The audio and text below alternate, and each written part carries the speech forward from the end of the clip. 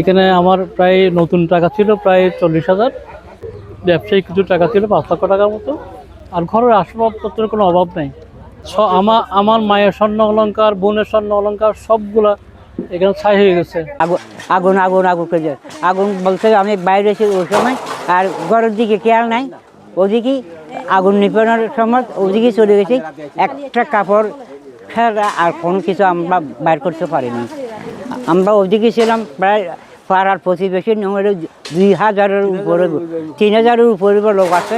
পানির অভাবে পুকুরের লাগবে আমরা আগুন নিয়ন্ত্রণে আনতে পারিনি। আসলে তো এটা ঐতিহ্যবাহী বাড়ি, পুরানো বাড়ি, 200 বছর আগের পুরানো বাড়ি। আমাদের শৈশবে আম্মার সাথে আসতাম, দেখতাম। এখানে ছোটোবেলা থেকে আমরা ছোট্ট থেকে আজকে 15 দিন আগেও আমি এসে দেখে গেছি নানার বাড়ি। তো আজকে আমাদের স্মৃতি, আমার মায়ের স্মৃতি সব কিছু শেষ। আমরা যে স্মৃতি আসলে বাসা প্রকাশ করা যাবে না। সকালবেলা এসে দেখে আমারও মানে ছোটোবেলায় যে আমরা আসতাম, নানার বাড়িতে আসতাম, দেখতাম, এখানে থাকতাম, এই স্মৃতিটুকু বারবার আমাদের মনে পড়ে। পরিমাণ তো এখনও ওইভাবে নির্ণয় করি না, কিন্তু অনেক ক্ষতি তো অনেক হয়েছে, প্রায় সব হয়ে গেছে। আমরা তেমন কিছু বাইর করতে পারিনি। টুকিটাকি যা পাচ্ছে হাতের সামনে যা ছিল ওগুলো গা করছে আর কি। বাকি তো সব আপনারা নিজেরা দেখতেছেন। আমরা এই ফ্রিজ বের করছিলাম আর মোটর বের করছিলাম, এই দু একটা জিনিস, আর হাতে কিছু কাপড় চোপড় হয়তো বা হাতে টুকিটাকি এগুলো, আর আদারওয়াইজ তো তেমন কিছু আর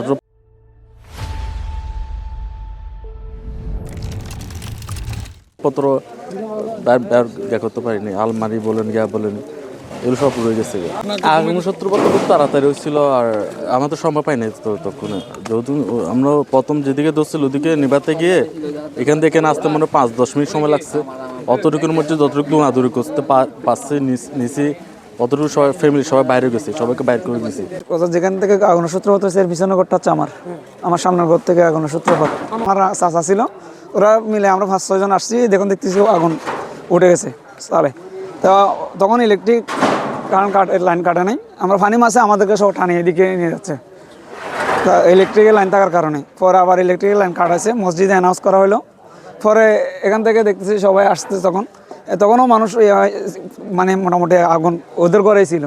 যখন এর 10 দিনের আগুনের সূত্রপাত হওয়ার 5 থেকে 6 মিনিটের মধ্যে গ্যাস সিলিন্ডার ব্লাস্ট হয়েছে। এরপরে মানুষ আতঙ্ক হয়ে গেছে, আর কেউ ওইদিকে যাইতে পারে নাই, কারণ তখন আগুনের তীব্রতা বেড়ে গেছে।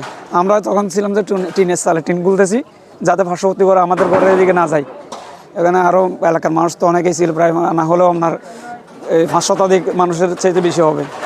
এরপর এদিকে চলে আসছে, তীব্রতা বেড়ে গেছে পর্যায়ক্রমে। সবগুলো দেখতেছেন এই পরিস্থিতি, এটা আর কি।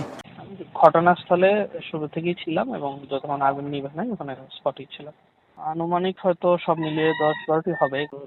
এমনি স্থায়ীভাবে থাকে এরকম 1-2টা পরিবার ছিল। জি, উদ্যোগ নেওয়া হয়েছে। এখনো আমরা করতে পারিনি, আমাদের জিও এখনো আসে নাই। আসলে ইনশাল্লাহ আমরা কালকে মানে পরশু দিনের মধ্যে ইনশাল্লাহ দিয়ে দেবো।